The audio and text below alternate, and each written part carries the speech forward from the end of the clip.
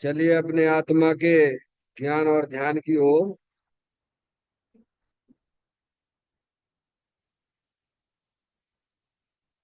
अपने चंचल मन को एवं चंचल उपयोग को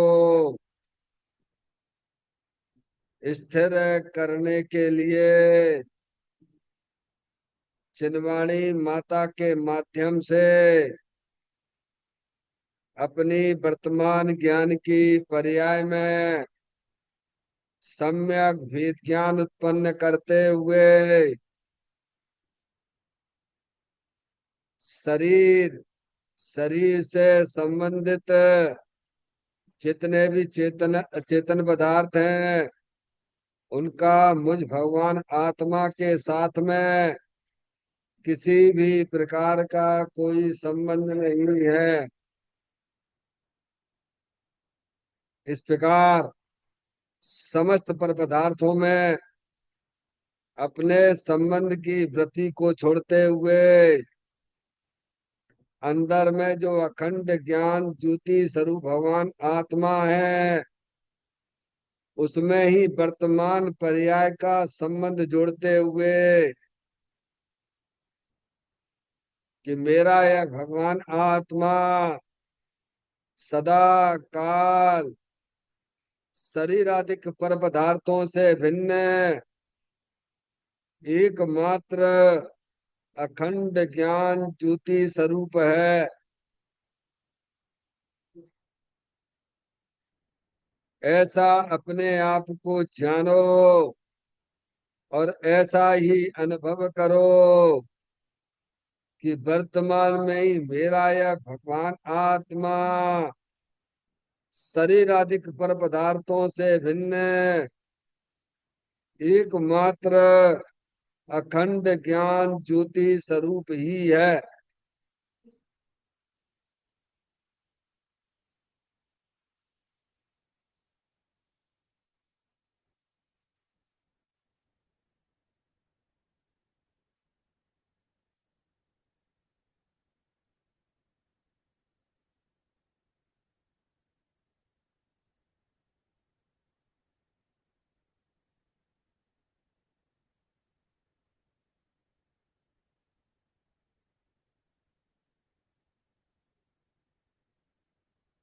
इसी प्रकार से संसार अवस्था में आत्मा की पर्याय में जो विविध प्रकार की पुण्य पाप के परिणाम दिखाई देते हैं वे समस्त परिणाम परद्रव्यों के लक्ष्य से होने वाले भाव हैं।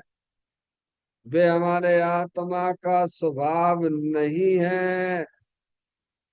ऐसे समस्त रागादिक परिणामों में एकत्व बुद्धि, ममत्व बुद्धि, कर्तृत्व बुद्धि, भोक्तृत्व बुद्धि तथा उन रागादिक परिणामों की ज्ञाता बुद्धि को भी छोड़ते हुए अंदर में जो अखंड ज्ञान ज्योति स्वरूप भगवान आत्मा है जो कि सदा काल शरीर रागादिक से भिन्न एकमात्र पूर्ण निराकुलता स्वरूप वाला है।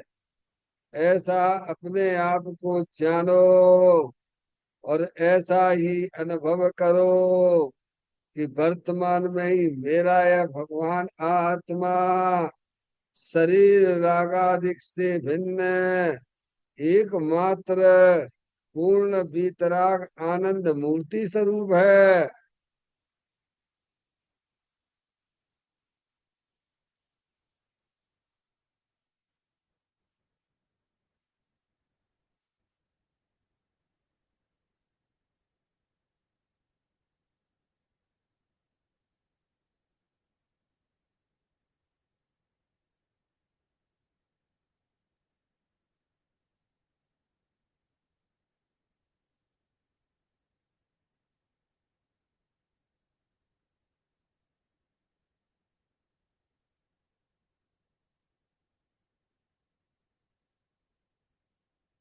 इसी प्रकार से संसार अवस्था में आत्मा की पर्याय में जो पर के लक्ष्य से होने वाला ज्ञान है, वह परलक्षी ज्ञान भी हमारे आत्मा का स्वभाव नहीं है। वह तो इंद्रिय जनित ज्ञान है। इस प्रकार शरीर, रागादिक और परलक्षी ज्ञान के पर्यायों से भी भिन्न है। मैं तो एकमात्र अखंड ज्ञान ज्योति स्वरूप भगवान आत्मा हूँ। ऐसा अपने आप को जानो और ऐसा ही अनुभव करो कि वर्तमान में ही मेरा यह भगवान आत्मा शरीर, रागादि और खंड खंड ज्ञान के पर्यायों से भी भिन्न एकमात्र अखंड ज्ञान ज्योति स्वरूप ही है।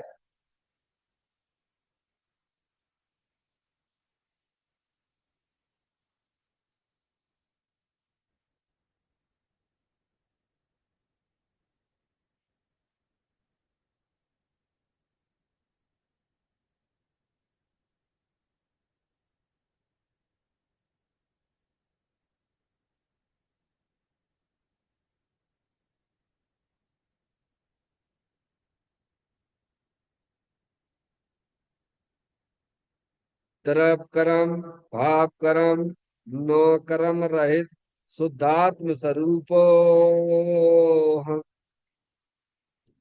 मेरा ये भगवान आत्मा सदा काल शरीर आदि के नौ कर्मों से भिन्न है।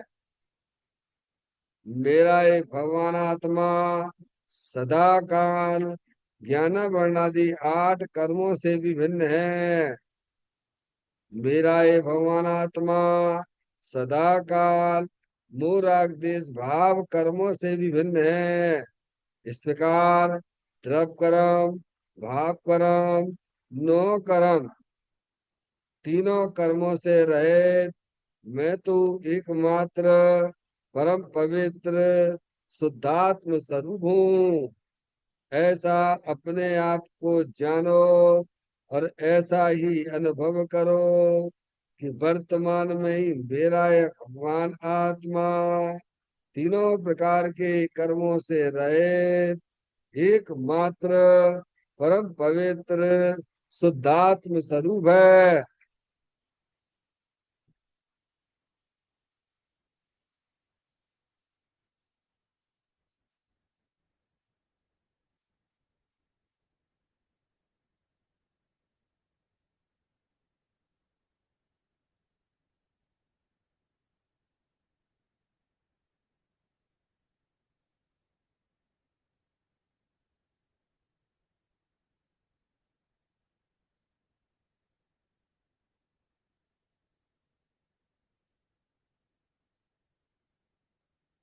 ओम नमः सिद्धेभ्य। ओम नमः सिद्धेभ्य। ओम नमः सिद्धेभ्य। चिंतामणि तम स्वयं का चैतन्य तत्व महान है। निज का करूं मैं चिंतवन, निज का करूं श्रद्धान में। शुद्धात्मा ही देव है जो गुण अनंत निधान है। मैं स्वानुभव में देख लूं आत्मा स्वयं भगवान है। मैं स्वानुभव में देख लूं आत्मा स्वयं भगवान है। निर्मल जान परिठिया कम कलंक डैवी अपालद्दउ जैन परू दे परमपुड़ बेबी। सब कर्म मल्लिका नाश करवर प्राप्त कर निज आत्मा, जो लीन निर्मल ध्यान में नम करने कल परमात्मा, सब नाश कर घर गात करे, अंत पद को पा लिया, कर नमन उन जिन देव को यह काव्य पथ अपना दिया।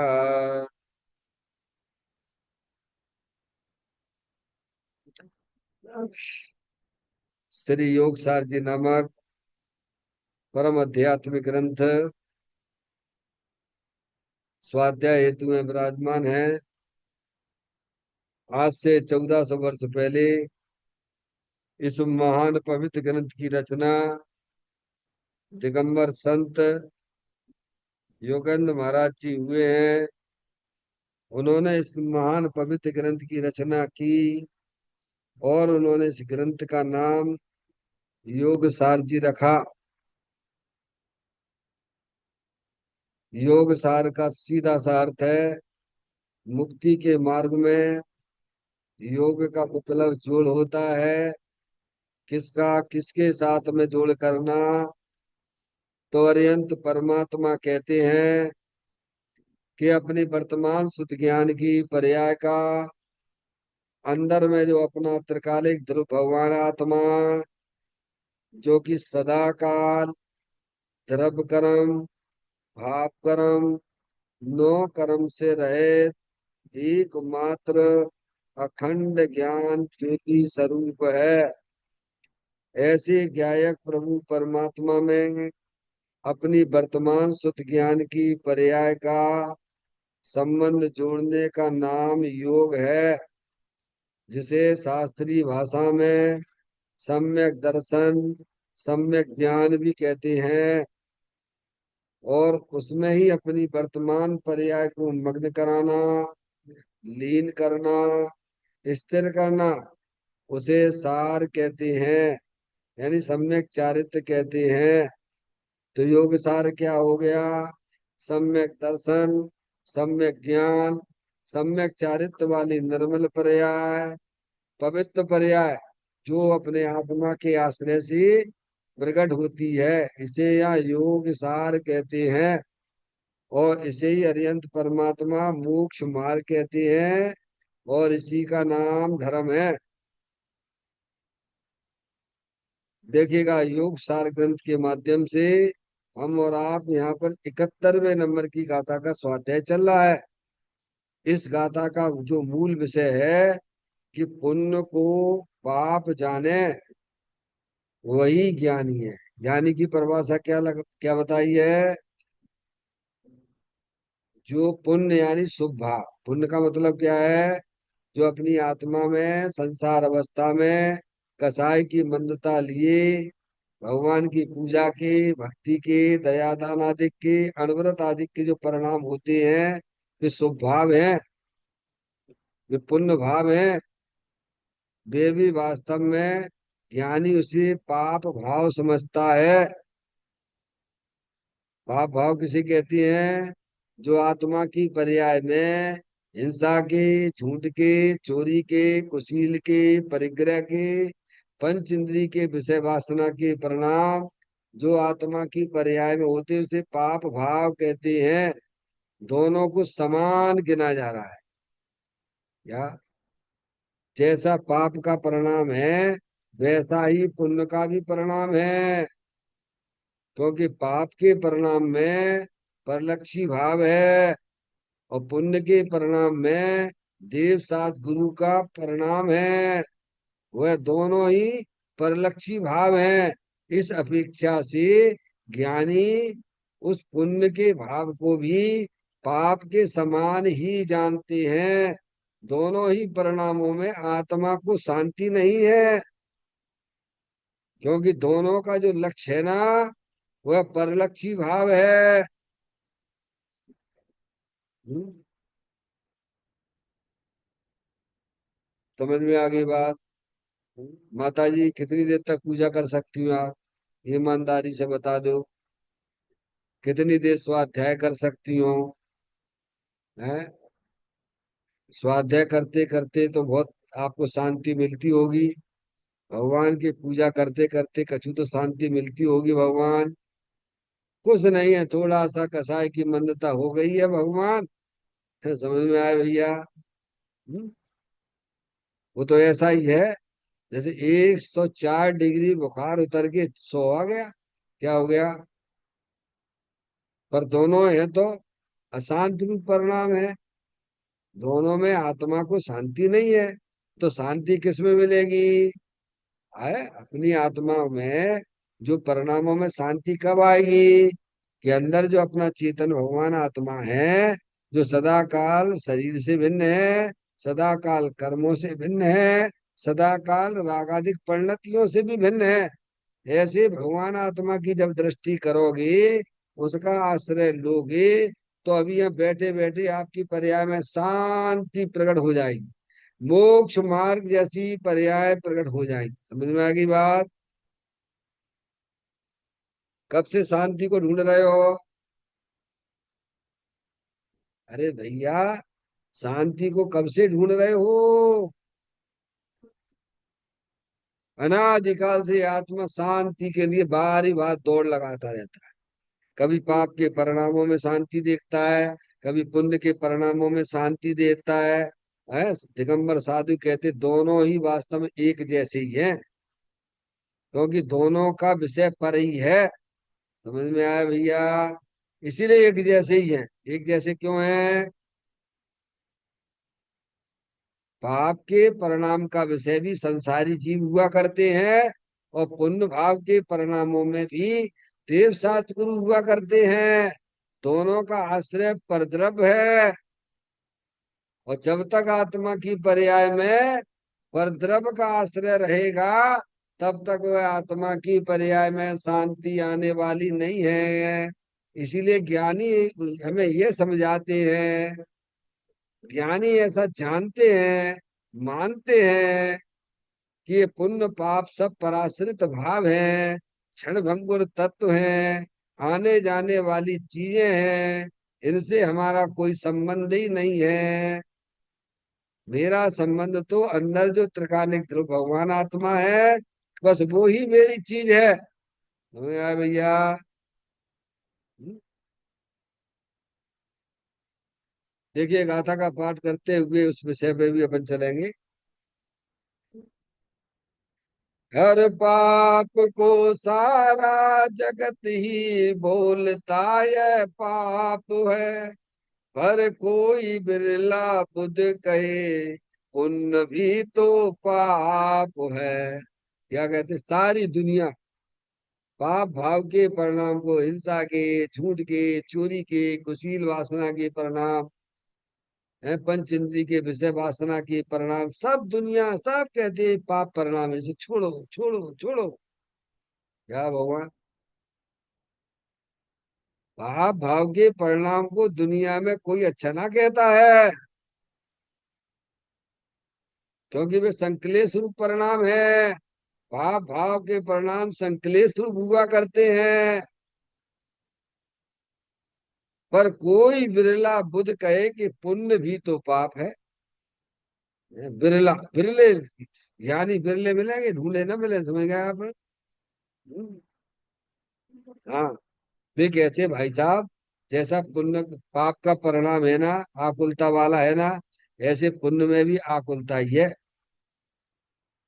वे भी एक ही जैसे की हैं। पाप के परिणामों में परलक्ष्य भाव है, और पुण्य के परिणाम में भी परलक्षी भाव है। देवशास्त्र गुरु परलक्षी भाव है। कब तक उनकी सारी जिंदगी चलेंगी भगवान? है क्यों? तुम तो स्वाधीनता का मार्ग देखो ना, जो भगवान ने बताया है। अंदर चेतन भगवान आत्मा है ना, वीतराग आनंद स्वरूप। घटघट अंतर जिन बसी, घटघट अंतर जैन, मति मदरा के पान से मतवाला समझे नहीं। अमृत का कुंड भगवान आत्मा दे देवल में विराजमान है। उसका सेवन करो। ये पराश्रित भाव में क्यों अटके हुए हो भाई? उसको छोड़ो, बढ़िया चीज खा। देव साल गुरु तो आपको बढ़िया चीज खाने की बात करते हैं ना। वे स्वयं खाते हैं और तुम्हें भी खाने के लिए वो बताते हैं। क्या? पंच परमेष्टि स्वयं बढ़िया चीज को खाते हैं और हमें भी बढ़िया चीज खाने के लिए देते हैं। तो वो चीज कौन है? वो शुद्धात्मा है। कौन है? पंच परमेष्टि किसका सेवन करते हैं? अपने शुद्धात्मा का सेवन करते हैं। ऐसा तो नहीं माता पिता खाएं बढ़िया चीजें और बच्चों को दे दें गंदी चीजें। क्यों भैया? वो उसका बच्चा कहलाएगा? बोलो, बच्चे को बच्चा मानता है क्या? है? स्वयं खाते हैं और अपने बच्चों को भी कहते हैं, बेटा वो छोड़ो ना, बेकार की चीजें खाओ ना तुम, तेरा स्वास्थ्य बिगड़ेगा ये गंदी चीजें खाने से। ऐसे हमारे देव सास गुरु हमारे ऊपर करुणा करके कहती है कि तू गंदी चीजें, शुभ अशुभ भाव सब गंदी चीजें हैं भगवान, उनका सेवन मत कर। अंदर भगवान आत्मा अमृत का कुंड है, तू उसका सेवन कर। ये बात यहाँ गई। तो ऐसे बिरले जीव हैं जो पाप भाव की तरह पुण्य भाव को भी एक जैसा ही देखती हैं। ये गाथा का मूल विषय है। अब देखिए इस गाथा के पॉइंट पर विचार करेंगे।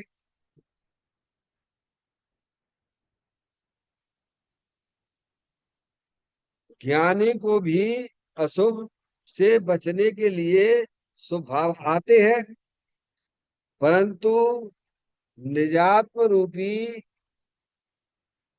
अमृत स्वरूप से च्युत होकर पुण्य भाव में आना यह निश्चय से पाप है। पुण्य का फल जहर है। पुण्य के फल में संसार ही फलता है। इसीलिए ज्ञानी पुण्य को भी पाप कहते हैं। निश्चय से अपने शुद्ध स्वरूप को छोड़कर जो भी अशुभ शुभ भाव आते हैं वे सभी अपवित्र भाव है, अमृत तथा आनंद को लूटने वाले हैं, सहायक नहीं। इस कारण सभी शुभाशुभ भाव पाप हैं। सर्वज्ञ देव दिव्य ध्वनि में फरमाते हैं, आनंद तेरे आत्मा में ही है, पर भावों में तो अकेला दुख ही है। देखिए क्या कहते, ज्ञानी को भी अशुभ भाव से बचने के लिए शुभ भाव आते हैं। आते हैं? क्या कहा? ज्ञानी। ज्ञानी किसे कहना? जिसने अपनी वर्तमान शुद्ध ज्ञान की पर्याय में भेद ज्ञान की ज्योति जलाई है, अंदर चेतन भगवान आत्मा का सेवन करता है, वह ज्ञानी है। ज्ञानी का मतलब ये नहीं बहुत शास्त्र पढ़ लिए और हम ज्ञानी बन गए। आगे बात समझ में? ज्ञानी की परिभाषा क्या है कि वर्तमान शुद्ध ज्ञान की पर्याय में वस्तु स्वरूप का ज्ञान करके भेद ज्ञान की ज्योति जला लेना, कि अपना चेतन भगवान आत्मा सदा काल द्रव्य कर्म भाव कर्म नो कर्म से रहित एकमात्र अखंड ज्ञान ज्योति स्वरूप है, ऐसा अपने आप को जाने, ऐसा माने, उसका नाम ज्ञानी है। समझ में आए? हमें ज्ञानी बनना है तो ये काम आपको हमको सबको करना पड़ेगा। कहते हैं ज्ञानी को भी अशुभ से बचने के लिए शुभ भाव आते हैं। क्या करें? यह किसकी बात है? यह चौथे गुण स्थान वाले की बात है, यह पांचवें गुण स्थान वाले की बात है, उसके ऊपर के गुण स्थान वालों की बात नहीं है माता जी।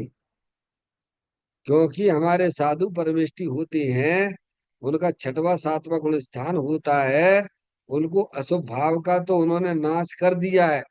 समझ में आए भैया? इसलिए उनकी बात भी नहीं है। उनकी पर्याय में शुद्ध उपयोग तो है और शुभ भाव भी है, पर अशुभ भाव नहीं है। आगे बात समझ में? और यंत परमात्मा सिद्ध परमात्मा उनकी तो बिल्कुल भी नहीं है, शुभ अशुभ भाव ही नहीं है, इसलिए उनकी बात भी नहीं है। तो किन की बात है? चौथे गुण स्थान और पांचवे गुण स्थान जीवों की बात है। क्योंकि चौथे और पांचवे गुण स्थान वाले के है, कमाने का परिणाम भी होता है, बनाने का परिणाम भी होता है, खाने का परिणाम भी होता है। समझ में आ गई भैया? हम्म? मगर लड़ाई झगड़े भी होती हैं चौथे पांचवे गुण स्थान में, तो अशुभ भाव होता है। तो उस अशुभ भाव से बचने के लिए क्या कह रहे हैं भगवान? शुभ भाव आते हैं, क्या है भाई? आप यहाँ तक आए, मंदिर में आए भगवान के दर्शन करने के लिए, आपका लक्ष्य क्या है बोलो? माता जी, आप मंदिर के लिए निकली, तो आपका लक्ष्य क्या है? भगवान अरिहंत परमात्मा की दर्शन करने का लक्ष्य है। बीच में आपको बहुत सारे घर भी मिले थे, मिले थे ना? समझ में आया? उन सबको आप इग्नोर करते हुए, उनकी तरफ ध्यान न देते हुए, सब मिले थे मगर आप उनकी तरफ बिल्कुल ध्यान न देते हुए, आप जो है निश्चय निश्चय निश्चय 3 बार मंदिर में घुसते ही प्रभु के दर्शन के लिए आ गए, तो दर्शन हो जाते हैं। लक्ष्य सही था ना हमारा?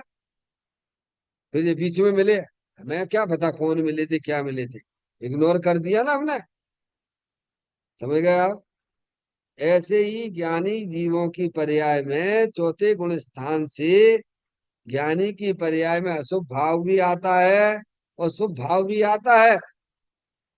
आते शब्द लगाने आते हैं, पर वे उन सब भावों को, शुभ अशुभ भावों को इग्नोर करते हुए, क्योंकि उसका लक्ष्य क्या है?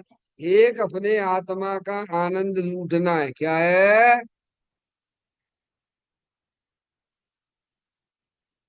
बोलो, ज्ञानी का काम क्या है? बोलो। शुभ अशुभ भावों की तरफ देखना क्या? ये तो आते हैं ना, तो चले भी तो जाते हैं ना, कौन से आत्मा के साथ में रहते हैं भगवान? है? उन सब से उसने दृष्टि हटा दी। तो मालूम है, शुभ अशुभ भाव होते हैं, गुणस्थान प्रमाण होते हैं, और आके चले जाते हैं। ये तो बढ़िया बात है, हमारे आत्मा के अंदर प्रवेश ही नहीं करते हैं। समझ में आएगी बतना? तो कहते ज्ञानी को भी अशुभ से बचने के लिए शुभ भाव आते हैं। अरे चलो, घर में क्या है, फालतू में झगड़े वगड़े होते रहती हैं। है, कहीं बच्चा टीवी चला रहा है, कभी ये कर रहा है, वो कर रहा है, यहाँ उपयोग अपना ज्यादा उधर ही चला जाता है। कोई कमजोर अवस्था है ना, चलो वहां से छोड़ के अपने मंदिर में चलते हैं। कहाँ चलते हैं? क्या कह रहे हैं? ये सब बुद्धि पूर्वक है। समझ में आया भैया? ज्ञानी भी बुद्धि पूर्वक अशुभ भाव से हटके शुभ भाव के निमित्तों में जाता है, पर उसे वह अच्छा नहीं समझता है, क्योंकि वह भी बहिर्मुख दशा है। हम्म? परंतु निजात्म रूपी अमृत स्वरूप से च्युत होकर पुण्य भाव में आना, यह निश्चय से पाप है। क्या कह दिया? भगवान ने तो एक ही बात बताई, जिनवाणी माता ने। अंदर चेतन भगवान आत्मा निजात्म रूपी लिखा ना, अमृत स्वरूप से। अमृत स्वरूप है ना? बढ़िया काम क्या, सबसे बढ़िया काम क्या है? कल आपको उदाहरण दिया था, है? ध्यान है कि नहीं? एक एक पिता के 3 बच्चे। एक पिता के 3 बच्चे। एक तो निरंतर पाप, बेटे पाप की पिताजी की बात सुनता ही नहीं है, वो कहते रहे कुछ ना सुनना, अपनी अपनी तानता रहता है। समझ में आया भैया? पाप के कार्यों में मस्त बना रहता है। और एक है कि पिता की बात है, सुनता भी है, लेकिन उनके बताए अनुसार काम नहीं करता है, अपनी अपनी भी सुनाता रहता है बीच बीच में। समझ में आया? खूब सेवा में लगा रहता है, पिताजी की सेवा में लगा रहता है। और एक है पिताजी की सेवा भी कर ली भैया, और पिताजी ने कहा जाके दुकान खोलो भैया। समझ में आया भैया? बहुत होगी सेवा। तो कौन सा बच्चा अच्छा है, बोलो तीनों में से। अरे बोलो, आपके अनुसार कौन बच्चा अच्छा होगा? है?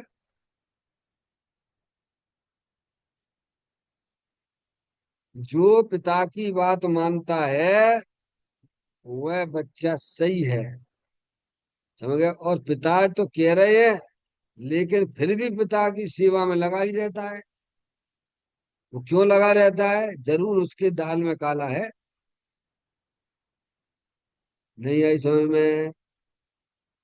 ऐसे नहीं होते? घर में बच्चे नहीं होते क्या? है? पिताजी कह रहे जा बेटे हो गया, कर ली तुमने सेवा एवा कर ली, अब तुम जाके दुकान में बैठो, दो चार पैसा कमाओ, है, जिससे अपना परिवार चलेगा। नहीं, वो तो लगा हुआ है, काय ने दिखावे के लिए, काय के लिए लगा है। बाकी नीयत खराब है। समझ गए? अरे कितनी पिताजी की सेवा करता है देखो तो। दुनिया भी कहे ये तो कुछ नहीं, अपने ने कर ली और अपने पहुंच गए, अपने फिर दुकान पे पहुंच गए। क्या ये है लड़का सही? दुनिया को, दुनिया किसको सही कहेगी? बोलो, दुनिया किसे सही कहेगी? जो पिता की तरफ देखता ही नहीं है, पिता की बात मानता ही नहीं है, वो तो एकदम पाप के परिणामों में ही मस्त है।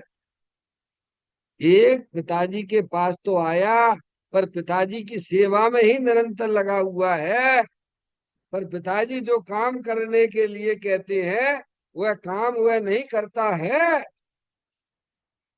और एक ऐसा है कि अशुभ भाव से बचने के लिए शुभ भाव आता है, पर भगवान ने ये कहा है कि वह शुभ भाव भी अशुभ भाव जैसा ही है, तो उसका भी लक्ष्य छोड़ दे।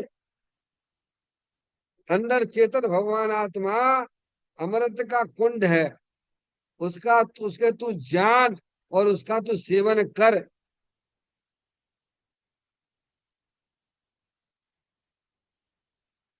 थोड़ा कठिन हो जाता है ना भैया? कठिन बिल्कुल नहीं है। पहले वस्तु स्वरूप का सच्चा ज्ञान करो, फिर जीवन में उसका अभ्यास करो। समझ में आई? परंतु निजात रूपी अमृत स्वरूप से च्युत होकर, भगवान जी कहते जे काम करिए आप। अपने बच्चे से नहीं कहते हैं तो बेटा तुम्हें जो पढ़ना हो तो पढ़ो, ना पढ़ना हो तो ना पढ़ो, हमें तुम्हारा रिजल्ट चाहिए पास मार्क की। क्या चाहिए? बोलो पिता को क्या चाहिए?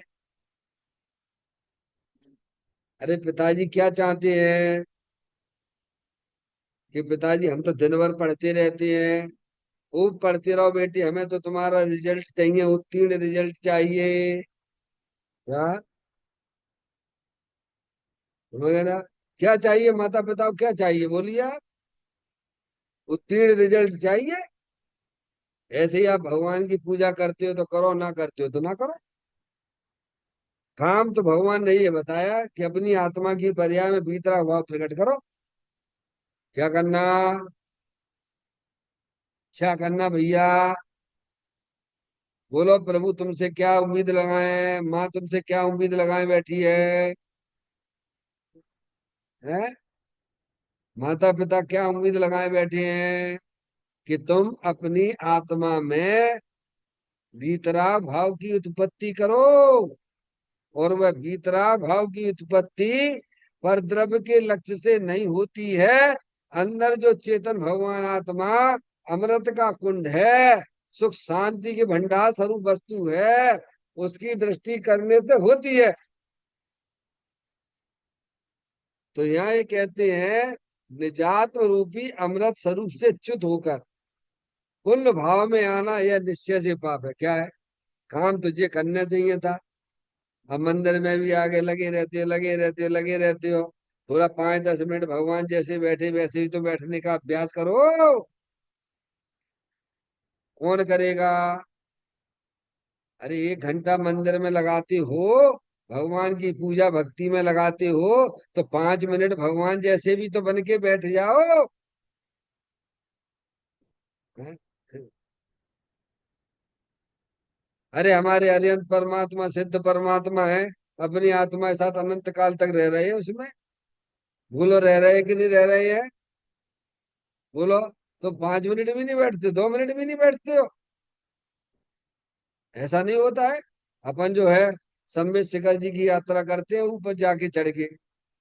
सुबह उठ जाते हो, 2 ढाई बजे उठ गए, और पूरे जो है 9 किलोमीटर ऐसे चले, और 9 किलोमीटर जो है सीधे चढ़े, 18 किलोमीटर चढ़ गए, और पार्श्वनाथ की टोंक आ गई।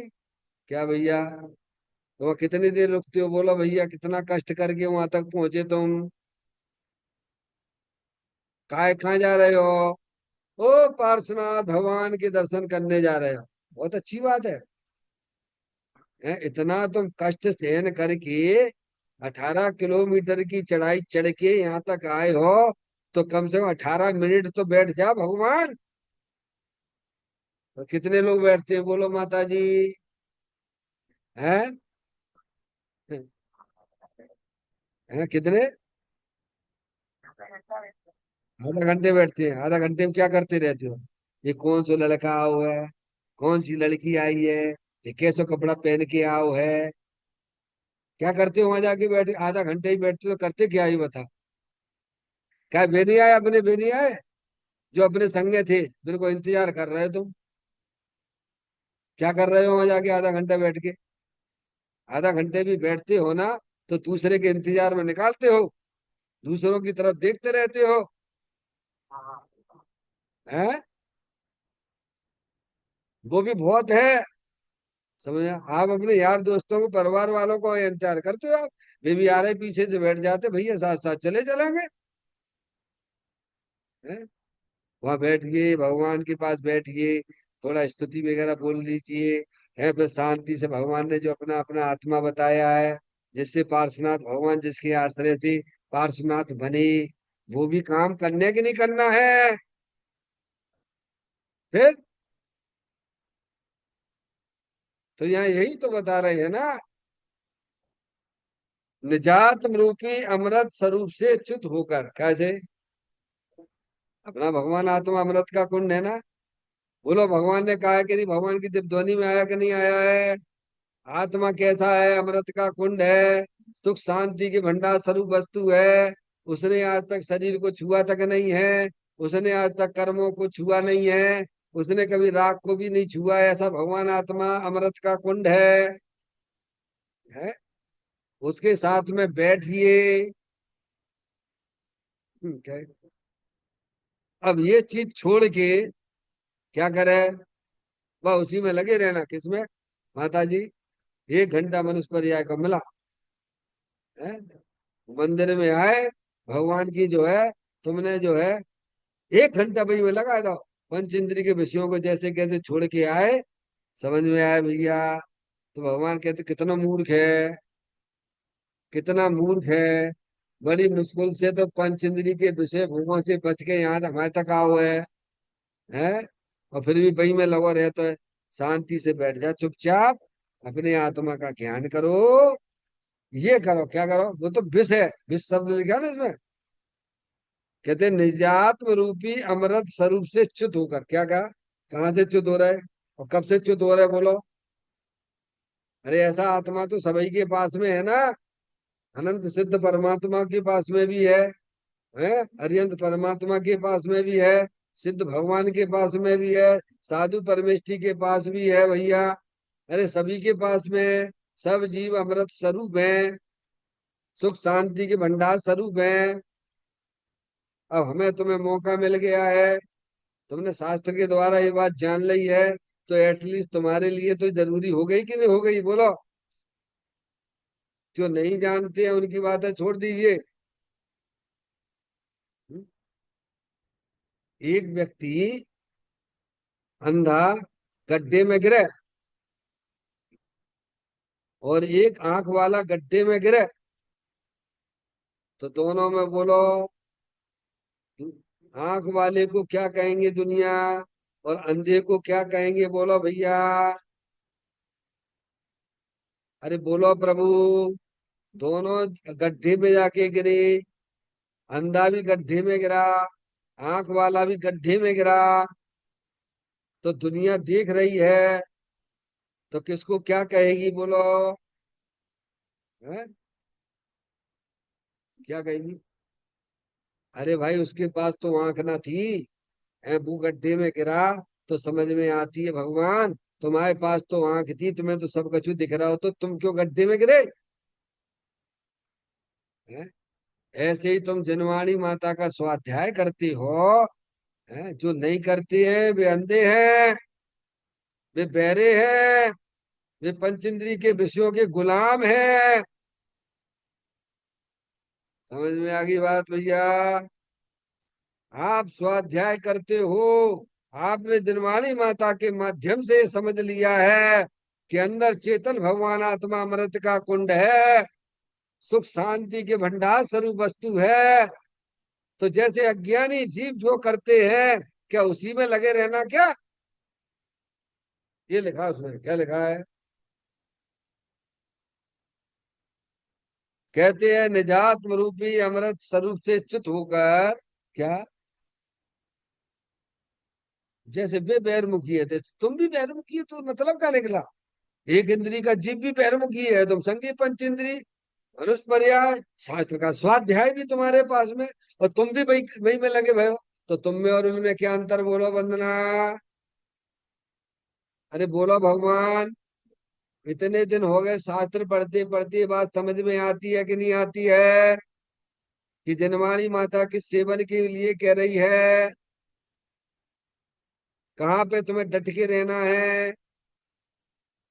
हैं? समझ में आया भैया? तो कहते खेद व्यक्त करते हैं, ज्ञानी खेद व्यक्त करते हैं।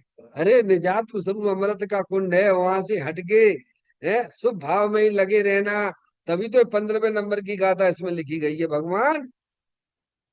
योगेंद्र महाराज ने लिखी ना 15वें नंबर की गाथा। निज आत्मा जाने नहीं और पुण्य ही करता रहा, तो सिद्ध सुख पाता नहीं संसार में फिरता रहा। ये किनके लिए लिखी जगह था? जो पाप में मस्त है उनके लिए गाथा नहीं है ये, जो पुण्य के कार्य में ही लगे रहते हैं उनके लिए जनवाणी माता हमें ये सिखाती है।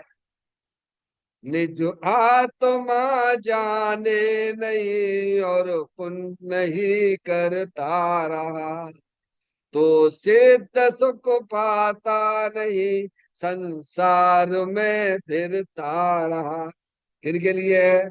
ये गाथा हमारे लिए है, ये गाथा तुम्हारे लिए है, ये गाथा उन स्वाध्याय जीवों के लिए है जो केवल जो है बैरमुखी होकर शुभ भाव में ही लगे रहते हैं। समझ में आ गई भगवान? जिनवाणी माता का तुम्हें ज्ञान होने पर भी जिनवाणी माता कहती तो अमृत के भगवान आत्मा को छोड़ के शुभ भाव में ही लगा रहता है, वो तो विषकुंभ है, उसमें आत्मा को शांति नहीं।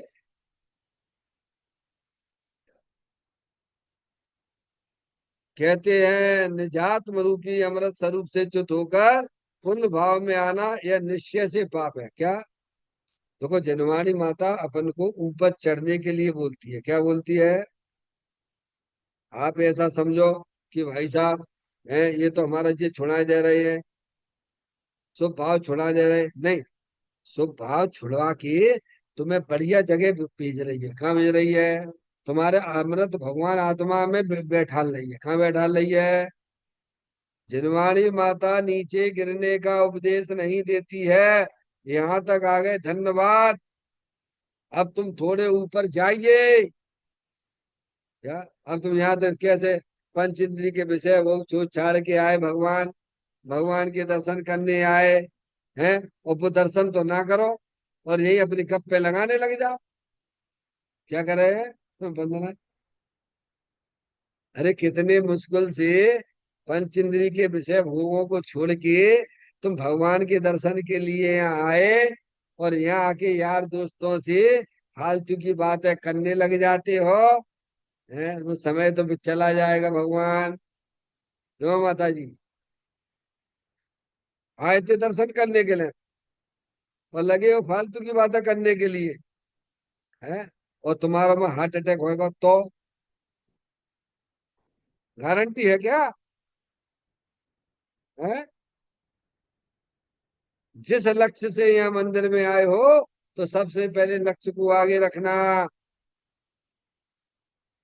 बाकी सबको भूल जाना। ऐसे ही जो है हमारा लक्ष्य एक होना चाहिए कि मैं आत्मा हूँ, जानने देखने वाली चैतन्य आत्म वस्तु हूँ, अमृत का सागर हूँ। ठीक है, भगवान की पूजा भक्ति हो गई, भगवान अब तो अपने आत्मा का सेवन करो ना।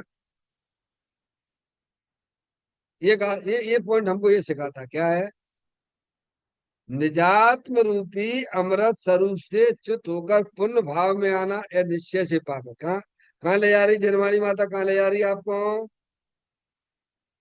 नीचे गिरा रही है कि ऊपर ले जा रही है, बोलो? पाप छोड़ के पुण्य में आए। अब पुण्य को भी छोड़ के कहाँ जाना? तो कहते हैं वो पुण्य का परिणाम भी पाप के समान ही समझकर क्या करना? अपने घर में आ जाना, चेतन घर में आ जाना भगवान। शांति तो वही मिलती, सबको अपने अपने घर में मिलती है। आगे बात समझ में? निश्चय से पाप है। निश्चय से पाप क्यों कहा? क्योंकि वह भी पाप का परिणाम भी पराश्रित भाव है। जैसे पुण्य पाप का परिणाम पराश्रित भाव है, ऐसे पुण्य का परिणाम भी पराश्रित भाव है। इसीलिए वो पाप ही है निश्चय से का वास्तव में। उसमें भी स्वाधीनता का है। ये बात हमें समझ में आना चाहिए। और इसका फल क्या है? पुण्य का फल जहर है। पुण्य के फल में संसार ही फलता है कि नहीं फलता है? अब यह मिल गया, सब अनुकूलता मिल गई आपके पुण्य की वजह से। बहुत से लोग तो यहाँ तक आते ही नहीं है, खाओ पियो मौज करो, उनके पुण्य की वजह से मिला। देव शास्त्र गुरु मिले भैया, लेकिन उसी पीछे भोगों में ही मस्त रहते हैं, फंस जाएंगे उसी में जाके। फंसे हुए हैं। स्वभाव की यदि अनुकूलता जो बाहर में मिलती है, वो काय से मिलती है? पाप से परिणामों से मिली कि पुण्य से मिली है? तो जो भोग मिले हैं आपको हमको, वो पुण्य के परिणाम से ही तो मिली है ना। लेकिन अब उसी में फंस जाओ। क्या बहुत से लोग फंसे बैठे हुए हैं, नहीं निकल पा रहे उसमें से। हमें यार, तो पुण्य के फल से तो अनुकूलताएं मिलेगी हमें। वहां से आप कैसे निकल पाओ, ये आपके ऊपर होना चाहिए। बल्कि और खतरनाक है, पाप के उदय में तो इसको भगवान याद आते हैं, और पुण्य के उदय में हाँ? क्या? पाप के उदय में तो भगवान याद आते हैं, और पुण्य के उदय में मैं चौड़ा गली सकड़ी दिखती है उसे। समझ गया? तो और खतरनाक ही है। ये भी उन्होंने बताया, पुण्य के फल में संसार ही फलता है। इसीलिए ज्ञानी पुण्य को भी पाप कहते हैं। आगे समझ में? निश्चय से अपने शुद्ध स्वरूप को छोड़कर, अपना भगवान आत्मा शुद्ध है, कैसा है?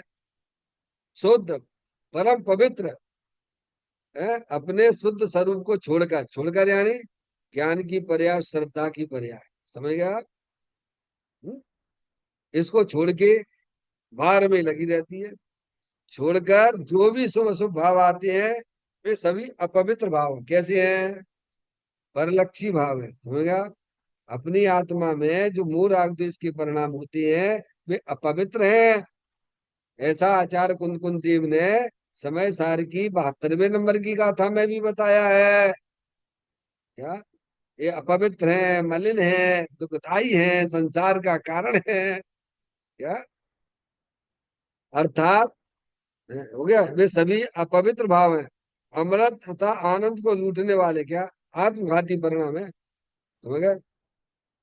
कौन से परिणाम की बात चल रही है? आत्मघाती परिणाम के अनुसार पाप परिणाम आत्मघाती है कि पुण्य परिणाम आत्मघाती है? बोलो वंदना। अरे यहाँ किसकी बात चल रही है? पुण्य की बात चल रही, शुभ भाव की बात चल रही। समझ में आया भैया? दोनों ही आत्मघाती परिणाम है। उसमें वे आपकी आत्मा को क्या कर रहे हैं? वे अपने आनंद को लूट रहे हैं, लुटाए जा रहे हैं, लगे लगे रहे, 24 घंटा लगे रहते बहिर्मुखी होकर। तुम्हारी संपत्ति लुट रही है। लगती है हमें? फिर नहीं लगती, ज्ञानी को लगती है। सहायक नहीं है, इस कारण सभी शुभ अशुभ भाव आप हैं। सर्वज्ञ देव दिव्य ध्वनि में फरमाते। कौन ये कौन कह रहे हैं ये बात? क्या कह रहे हैं यहाँ पर? योगेंद्र महाराज साधु मिष्टी है ना, वे हमें कहते हैं, भगवान की दिव्य ध्वनि में ये बात आई है। समझ गए? हम ना कह रहे, हम तो अनुभव से बोल ही रहे हैं। लेकिन दिव्य ध्वनि में भगवान ने फरमाया ये बात। आनंद तेरे आत्मा में ही है। कहाँ है आनंद? कहाँ मिलेगा भैया? माता जी, आपकी अंगूठी घर में खो गई है तो कहाँ देखोगी? घर के बाहर है? मिल जाएगी क्या? अरे जहाँ खो गई है वहां देखोगे तो मिलने की संभावना भी है। ऐसे ही प्रत्येक आत्मा आनंद मूर्ति स्वरूप है। अब उसकी तरफ ना देख के पंचेंद्री के विषयों की तरफ देखते रहो तो तुम्हें पर्याय में आनंद आएगा खा। कहते हैं सर्वक दिव्य ध्वनि में, सर्वक देव दिव्य ध्वनि में फरमाते हैं आनंद तेरे आत्मा में ही है। कहाँ है? आनंद नाम की शक्ति है ना, सुख नाम की शक्ति है ना, है ज्ञान नाम की शक्ति है ना। वो छह द्रव्यों में किसमें है बोलो? भगवान ने जाति अपेक्षा छह द्रव्य बताया, जीव पुद्गल धर्म अधर्म आकाश काल। तो जीव में ज्ञान नाम की शक्ति भी है, जीव में दर्शन नाम की भी शक्ति है, जीव में जो है क्या, सुख नाम की भी शक्ति है, ठीक है? दृष्टि शक्ति भी है। ऐसी गुण अनंत गुण है, समझ में आए? और उनको पहचानो, उनकी दृष्टि करो तो मिलेगा। तो कहते हैं, आनंद तेरे आत्मा में ही है, समझ में आए? पर द्रव्यों में नहीं है, पर द्रव्य तो ज्ञान आनंद से खाली है। पर भावों में तो अकेला दुख ही है। बोलो कौन सी शांति मिलती है? पाप के परिणाम भी प्रभाव है, पुण्य का परिणाम भी प्रभाव है। आपको शांति किसमें मिलती है? तीन प्रकार के भगवान ने परिणाम बताए। क्या? परिणति सब जीव की तीन भांत वर्णी, एक पुण्य एक पाप एक राग हरणी। कौन से तीन परिणाम? एक संकलेश रूप परिणाम भाव है, एक कसाय की मंदता हुई विशुद्ध परिणाम पुण्य भाव है, और एक भीतरा भाव राग रहित परिणाम है। और राग रहित परिणाम आज तक तुमने हमने कभी प्रकट ही नहीं किया है, क्योंकि वो तो आत्मा के आश्रय से प्रकट होता है। समझ गया? तो कहते आनंद तेरे आत्मा में ही है। पर भावों में तो, पर भाव में क्या लेना? शुभ अशुभ भाव दोनों लेना। दोनों का आश्रय पर द्रव्य दुख ही रूप है।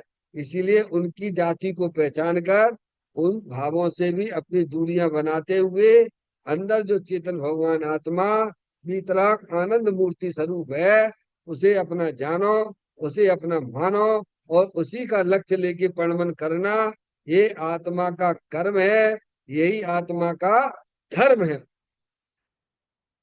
चैतन्य का स्मरण प्रति क्षण करो रे, भावी के अनंत दुख को पल में हरो रे। अक्षय अनंत निज सुख निदान पाओ, गाओ अरे नित इसी के गीत गाओ, गाओ अरे नित इसी के गीत गाओ। नौवान नवोकार मंत्र का स्मरण